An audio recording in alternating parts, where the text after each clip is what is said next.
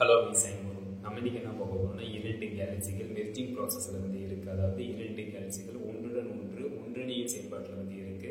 இதை நாசாவோட James web space telescope படம் எடுத்திருக்கு. நம்ம இன்னைக்கு அதை பற்றி நம்ம பார்க்க போறோம். இந்த மாதிரி புது அப்டேட் நீங்க பார்க்கணும், மறக்காம இந்த சேனல் சப்ஸ்கிரைப் பண்ணுங்க. இப்போ உங்க டீட்டெயிலாக பார்ப்போம்.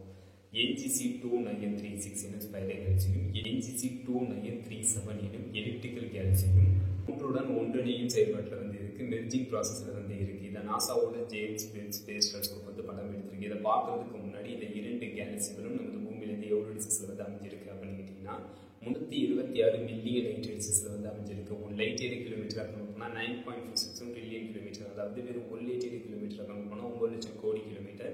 இந்த இரண்டு கேலக்சிகளும் நமது பூமியிலிருந்து 326 மில்லியன் லைட் இயர்ஸ்ல அமைஞ்சிருக்கு. ஆனால் எந்த டிமென்ஷன்ஸ்ல இந்த இரண்டு கேலக்சிகளும் அமைஞ்சிருக்கு.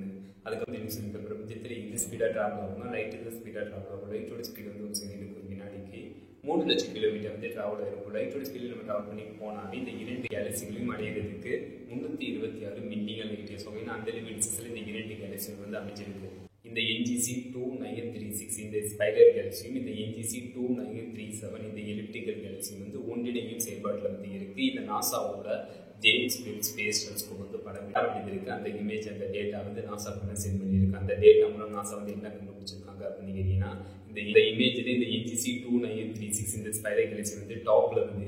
இந்த ஸ்பைரல் கேலக்சிக்கு கீழே தான் இந்த NGC-2937 இந்த எலிப்டிக்கல் கேலக்சி அமைஞ்சிருக்கு அப்படின்ட்டு அந்த டேட்டா மூலம் நாசா கண்டுபிடிச்சிருக்காங்க.